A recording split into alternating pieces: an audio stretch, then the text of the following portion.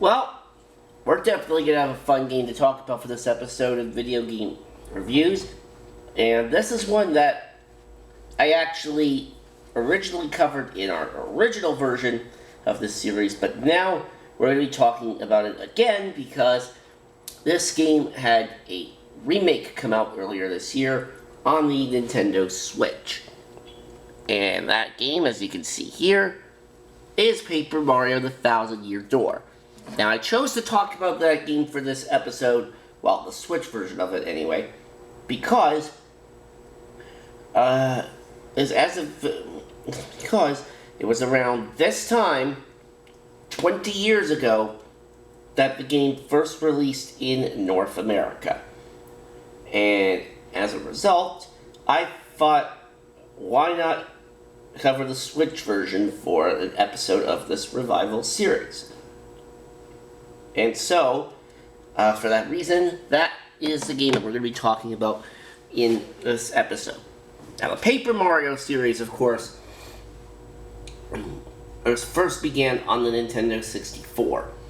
And it has had several entries in the series, and some of its most recent one being Paper Mario: The Origami King, well, its most recent new entry, I should say, being Paper Mario: The Origami King in 2020.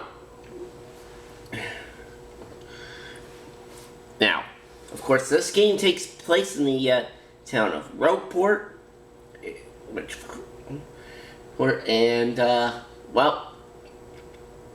so Rogueport is basically your hub world for this game, and you know what else happens in this game? Peach gets kidnapped. Surprise, surprise. But it's not Bowser that kidnaps her in this game. No.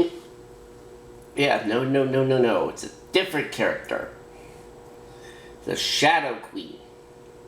So, just like with the first Paper Mario, you gotta go through all sorts of different worlds in order to get to Peach and rescue her. And, of course, just like in the first Paper Mario game, there's all different kinds of partners you have.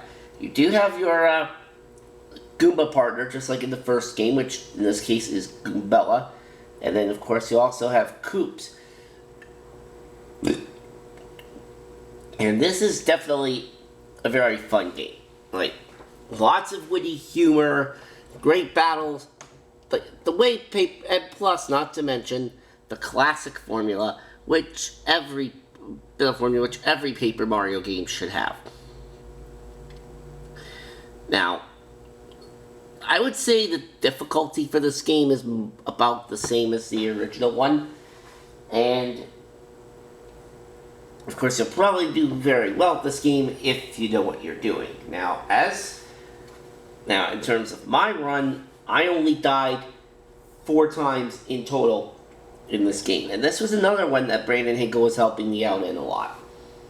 And I do have a full playthrough of this game on the channel that you can all check out. And now there are 7 main chapters. Well, first you have a prologue, which of course is the game's introduction. Then you have 7 main chapters, and of course the epilogue where you go to rescue Peach. And in this game, your objective is to find the 7 crystal stars. And, well, you get one for completing each world, as well as its respective boss. Well, that's not always the case in every world. Although, I think my favorite area in this game was where Mario was doing those fights in Glitzville. And at least that game was that chapter was just straightforward fighting, no crazy puzzles to solve. Yeah, lots of fighting, which I liked. You also have Madame Flurry, of course, can blow things away. Now, even with all the good things in this remake, I mean, they made the backtracking a little bit easier, especially in Chapter 4.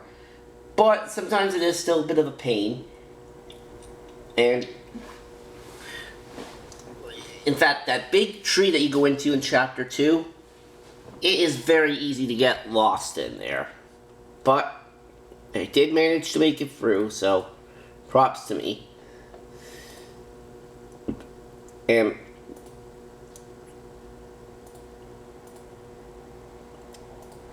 yeah, so overall this is definitely a very fine game.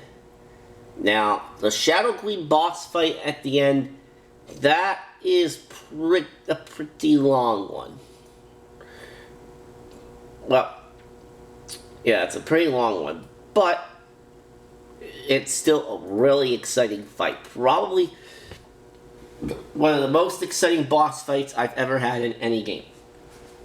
And actually, to get myself ready for this Nintendo Switch version of this game, I decided to do a run on the GameCube version, but in that run, I only got to the end of Chapter 3 before running out of time. But here, of course, on the Switch, I have managed to complete the whole game. Now, keep in mind, though, this is a remake, which means that while most of the stuff is the same from the GameCube original, there is some new content, including some post-game boss fights that you can take on. I believe there's one in the Glitzville area, but according to what Brittany Hinkle was telling me about that, it is a pretty difficult fight. So yeah, you would really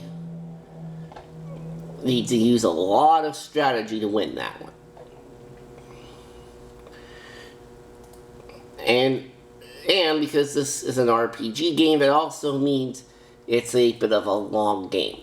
I believe it ended up taking me at least 30 hours or so to finish up, to complete this game. It might have been a little more than that, but yeah. And I did mention that this game was on my, Let's Play this game is on my channel. 104 episodes worth, which is the longest non-Pokemon Let's Play that I currently have available on the channel. But yeah, like, this game is literally perfect in every single way. Like, it's great, like, the soundtrack is great, the boss battles are great. It's basically, this game is kind of almost makes you feel like you're in the year 2004 all over again. Yeah, that is just how awesome this game is. I mean, it's definitely a lot better than some of the more modern Paper Mario games. Sticker Star. But yeah, we're not going to talk about Sticker Star. Anyways, I will give this game a 9.3 out of 10. It is such an awesome game. One of the most beautiful things ever, and one that I would definitely recommend for the Nintendo Switch if you ever get the console yourself. So, that is going to do it for this episode, in which we feature Paper Mario The Thousand Year Door. I'll have another awesome review for you soon for this series. Take care.